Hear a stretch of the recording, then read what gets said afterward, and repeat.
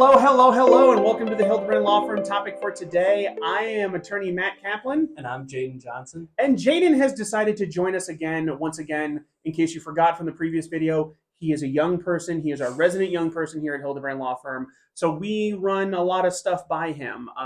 You learned in the previous video that he is a classic man, a man who has studied the classics. That was one of his degrees. He has two other majors that he majored in at Marquette University. One of them being Gen Z slang.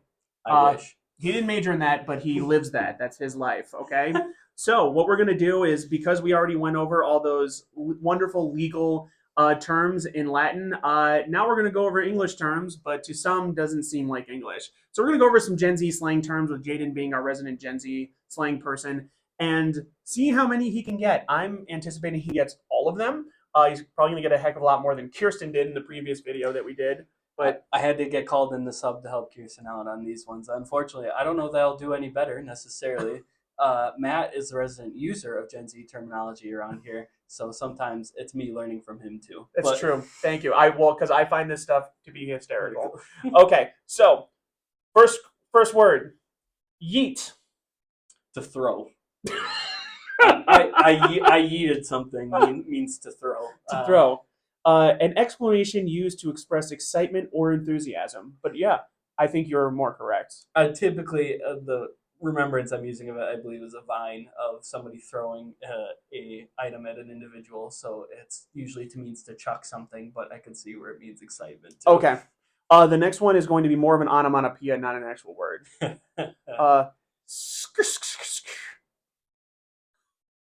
Are you making that one No, up? S-K.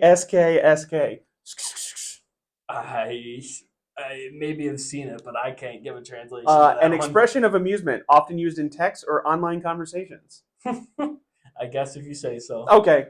Next one is fam. Fam is a shortened form of family. So okay. Usually, typically, you refer to your close friends as your fam. That is 100% right. And, here in the world of Fast and Furious, we're all about family. Family. Okay. Next one is lit.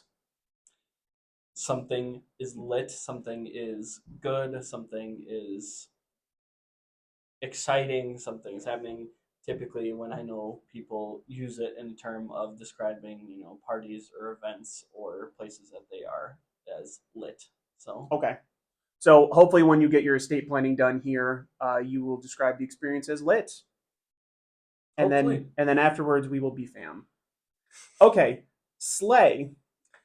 Slay is typically when someone's referring to somebody else's appearance or outfit or their general makeup or something that they're doing on that particular day that they're saying they're slaying. So okay. It can also be used to describe somebody's actions, like you slayed that, you killed that, you did a very good job. But typically, it is a affirmation to somebody. What is something you slayed recently, Jaden? My outfit today. Yeah. Obviously. His outfit is giving. He slayed boots the house down. Jaden is just absolutely lit today. Every day. Well, every day we are lit. Flex. To flex on them. You have to flex on somebody. Typically, it means you have a show of force or power or authority over somebody. Typically, when I know people using flexing, you can physically flex on somebody if you are stronger than them, but also money is typically how you flex on somebody. You flex your wealth. You flex with your car, your watch, the cash in your wallet, your chain, anything. So yeah, and after you leave Hildebrand Law Firm, you will flex your estate plan on all your friends who are going to go through probate when they die. Absolutely. And you have to put all your flex items in your estate plan.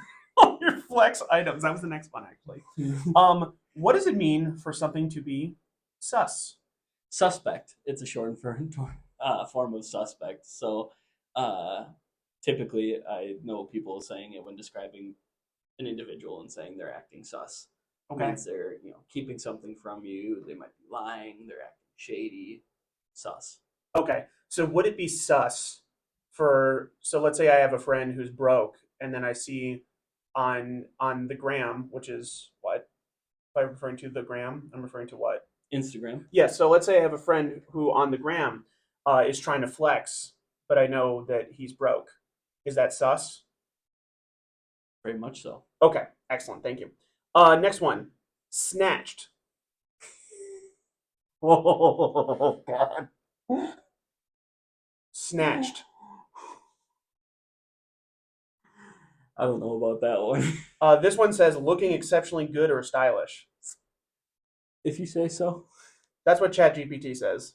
So that means you know it's right. We're cutting that one. What's wrong with snatched? It's not. That's not what that means? It's not appropriate. Oh, it isn't? No. What does that actually mean? Uh, Okay, we don't have to talk about it. And then the last one on this list, glow up.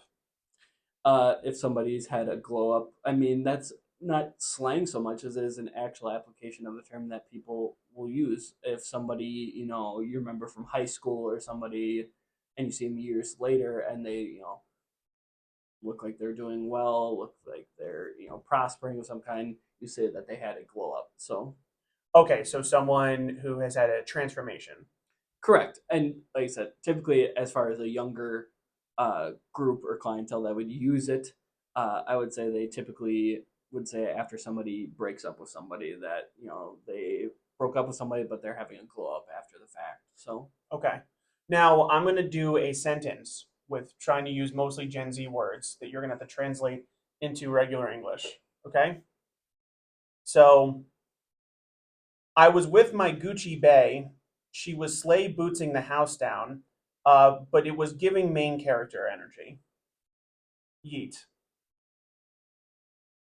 I was with my girlfriend. She looked very nice, and she took up the attention of the entire room, and I was happy. Excellent. See, as you can see, language is a wonderful thing, and so it can be used to describe many things. The origins of language are fascinating, whether it be Latin in the original video or whether it be Gen Z slang, which is essentially adopted from slang terms that were used in the 90s and 2000s by more urban areas. So this stuff is fascinating. The real question I have is I wonder when, if ever, would any of these terms be acceptable in a legal context? Because if you look right now, I mean, people in legal briefs and all that, they try to use the most proper English possible. But when will these words become so mainstream that, or so academically acceptable that they will become almost ubiquitous with the lexicon? My hope is that that never happens because I couldn't imagine in the future I want to be an attorney and I can't imagine going before the court and saying that the defendant is acting sus. and then the judge would say, "Go off, King." Go off, King. But like I said, I think there's a time and place. I think every generation has its slang. There's definitely generations before me that have used different words and vernacular that have no idea what they're talking about. I think this generation definitely does speak in some more slang, but I think there will always be a place for a more sophisticated intellect. So Excellent, and that's coming from a man who studied the classics. So I want to thank you, Jaden, so much for joining us. I've had such a lovely time talking about language and all that with you. Next, we're going to talk about Mandarin. So, if you have any fun Gen Z words that you want Jaden to help translate, or just a fun sentence that he can translate into Gen Z, he can go back and forth. As Shaq once said, he can go left, he can go right. He's amphibious. So I want you to come join us for the next video, and just know here at Hildebrand Law Firm, we're always here to protect your today and your tomorrow. Thank you.